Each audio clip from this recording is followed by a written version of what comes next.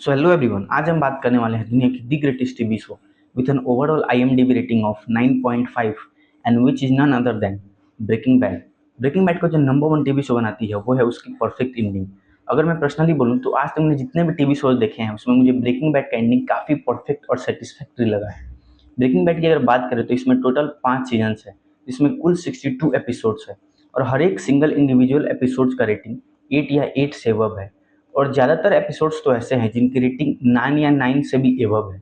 In fact season 5 में एक episode है ओजी मेंडियास, जिसे टीवी हिस्ट्री का ग्रेटेस्ट एपिसोड कंसिडर किया जाता है, क्योंकि ओजी मेंडियास इकलौता ऐसा टीवी एपिसोड है जिसे अब तक 10 आउट ऑफ 10 रेटिंग मिला है, वो भी 2.5 बिलियन से भी ज़्यादा लोगों ने इसे अब तक रेट किया है तब भी।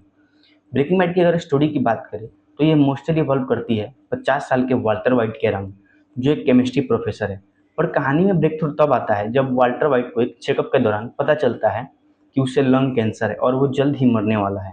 फिर हर मर्द की तरह उसका भी मेल ईगो जगता है और उसे रियलाइज होता है कि अगर वो मर गया तो उसके फैमिली का आगे क्या होगा। और इस वजह से वो अपने स्टूडेंट यानी ब्रेकिंग बैड के दूसरे मेन कैरेक्टर जेसी पिंकमैन के साथ ड्रग के धंधे में घुसता है। और जब ये बंदा जैसे जैसे स्टोरी आगे बढ़ती है और जब ये बंदा एक नॉर्मल केमिस्ट्री प्रोफेसर से जब ड्रग कार्टेल का हाइजेनबर्ग बनता है और जो डिस्ट्रक्शन करता है वो अलग ही लेवल का करता है। वाल्टर वाइट कैंसर से रिलेटेड शो में एक ईस्टर एग भी है कि ब्रेकिंग बैड सीजन में टोटल 62 एपिसोड्स है, पांचों सीजन मिलाकर। और 62 नंबर पर जो एलिमेंट आता है पीरियोडिक टेबल पर वो है सर्मेनियम, जो कैंसर ट्रीट करने में यूज होता है। और अगर अब तक तुमने ये टीवी शो नहीं देखा है और अगर तुम देखने का सोच रहे हो तो मैं तुम्हें दावे के साथ कह सकता हूँ कि पहले 2 सीजन्स में तुम जरूर इसे छोड़ने का ट्राई करोगे, क्योंकि पहले 2 सीजन वाकई काफ़ी बोरिंग है। और सीजन 3 से ये तब इंटरेस्टिंग हो जाता है जब गस्टावो फ्रिंज इंट्रोड्यूस होता है, क्योंकि गस्टावो के इंट्रोड्यूस होने के बाद ये शो एक पीक लेवल का सिनेमा पर चले जाता है। ब्रेकिंग बैड ऐसा शो है ना जिसमें तुम किसी की एक्टिंग पर सवाल नहीं कर सकते, चाहे वो वाल्टर वाइट का कैरेक्टर हो, जेसी पिंकमैन का कैरेक्टर हो, गस्टावो फ्रिंज का कैरेक्टर हो, या फिर स्काइलर वाइट का कैरेक्टर हो। इनफैक्ट इसमें एक कैरेक्टर है सॉल गुडमैन, जिस पर ब्रेकिंग बैड के क्रिएटर्स ने एक अलग से शो बनाया है जिसका नाम है बेटर कॉल सॉल। और कई लोग इसे ब्रेकिंग बैड से भी ज़्यादा अच्छा कंसिडर कर सकते हैं, सिवाय मेरे, क्योंकि मैंने अब तक वो शो नहीं देखा है, इसलिए मैं नहीं कह सकता कि वो ब्रेकिंग बैड से ज़्यादा अच्छा है। ब्रेकिंग बैड को जो और ख़ास बनाती है ना वो है इसके हेवी डायलॉग्स, चाहे वो से माय नेम या I am not in danger, I am the danger, या इसके फेमस मीम्स जैसे you know the business and I know the chemistry, या फिर जेसी पिंकमैन के और मेमोरेबल मीम्स जैसे यो। ये सब इतने आइकॉनिक मीम्स हैं ना जिन्हें भुलाना नियरली इम्पॉसिबल है। शो देखते हुए तुम नोटिस करना है कि इसमें टकले कैरेक्टर से जो ऑरा फार्मिंग हुआ है वो नेक्स्ट लेवल का किया है इनके क्रिएटर्स ने। तुम नोटिस करना शो देखते हुए कि एक बोल्डनेस और एक बियर्ड स्टाइल से इसमें डिफरेंट कैरेक्टर्स के डिफरेंट इमोशनल स्टेजेस को पोर्ट्रे किया गया है, चाहे वो वाल्टर वाइट का कैरेक्टर हो या फिर जेसी पिंकमैन का कैरेक्टर हो।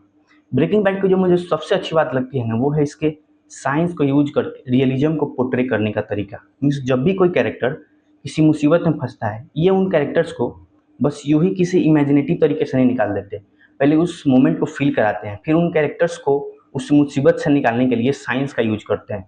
चाहे वो बैटरी बनाने वाला सीन हो जब आरवी का फ्यूल खत्म हो जाता है, या फिर हेवी मैग्नेट से एविडेंस लैपटॉप का एविडेंस मिटाने वाला सीन हो, ये सब इतने परफेक्ट है जो बताती है कि साइंस का कितना परफेक्ट इस शो ने यूज किया है।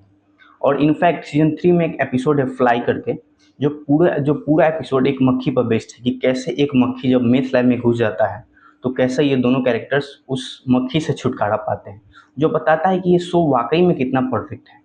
और शो खत्म होते होते तुम्हें कुछ ऐसे हार्ट ब्रेक्स और इमोशनल मोमेंट्स मिलेंगे जो शायद तुम्हें उसने भी ना दिया हो।